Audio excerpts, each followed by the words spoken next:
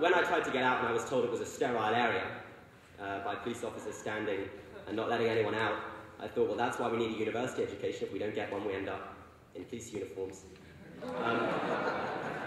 You know, when I was kettled in there, I was with thousands and thousands of school students who'd come down with their ties around their heads in their school uniforms, and yeah, they were cold, who'd come down, who'd never been on a protest before, who'd never joined a political party or been involved in a political movement before, who didn't have any economic knowledge or political degrees, but they were there because they believed in something. They were there because they believed in something bigger, and they were there because they knew that either, you know, there weren't a million choices, there were two choices. Either they laid down and took whatever the government threw at them, or they stood up and fought back. And so those school students who'd never been involved in anything before stood up and they fought back. And when they were in that kettle, being kettled in by police, you know, the word went round as we were sitting, huddling around fires, sharing out the little food we had, and the word went round, people said, we know what they're up to. We know that they don't think we're a danger to the public. I'm 15 years old, people there were as young as 13. We know they don't think we're going to run riot through the streets of London. We know what they're up to. They think that if they kettle us now, we're not going to come on a demonstration ever again. Well, let the word go out from today, people say.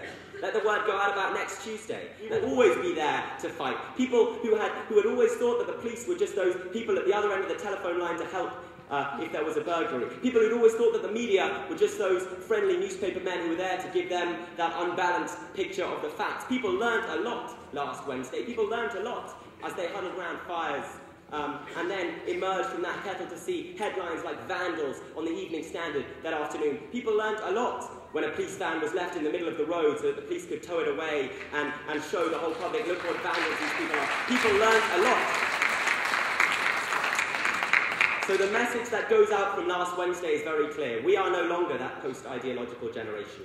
We are no longer that generation that doesn't care. We are no longer that generation that's prepared to sit back and take whatever they give us. We are now the generation at the heart of the fight back. We are now the generation that will stand with everyone who's fighting back. The most inspiring thing, I think, was that just after Wednesday, hundreds of people joined a Facebook group, school students joined a Facebook group in solidarity with RMT members on strike. Those are people who previously thought tube strikes was something annoying because they stopped them getting into school. Now they think they've got to link arms and fight back with everyone. So we want to show solidarity with everyone who's fighting back. We hope you'll show solidarity with us and send a strong message to this government that they can't throw their cuts at us. We're going to stand up and we're going to fight back.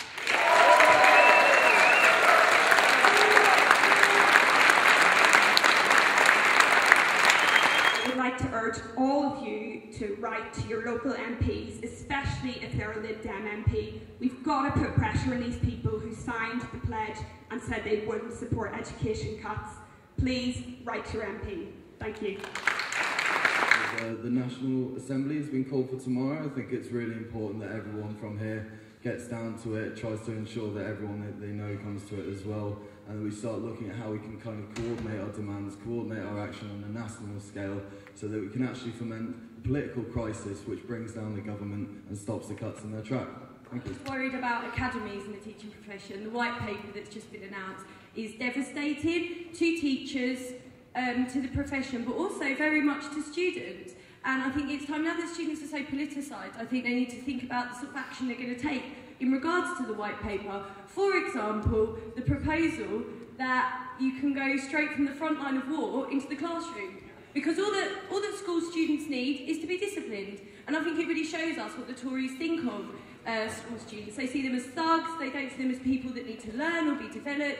And I think it's, you know, it's the next step in action of school students. Now I'm not going to tell school students what to do.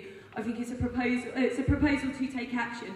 And really the big thing coming up for teachers is the fight over pensions. I think there's going to be hopefully a huge turnout for the ballot in favour of strike. So I think students, when teachers are on strike, I'm proposing that students organise solidarity strike action, organise themselves in action, alongside things like pensions to teachers, but also all the proposals of the white paper. Just before I bring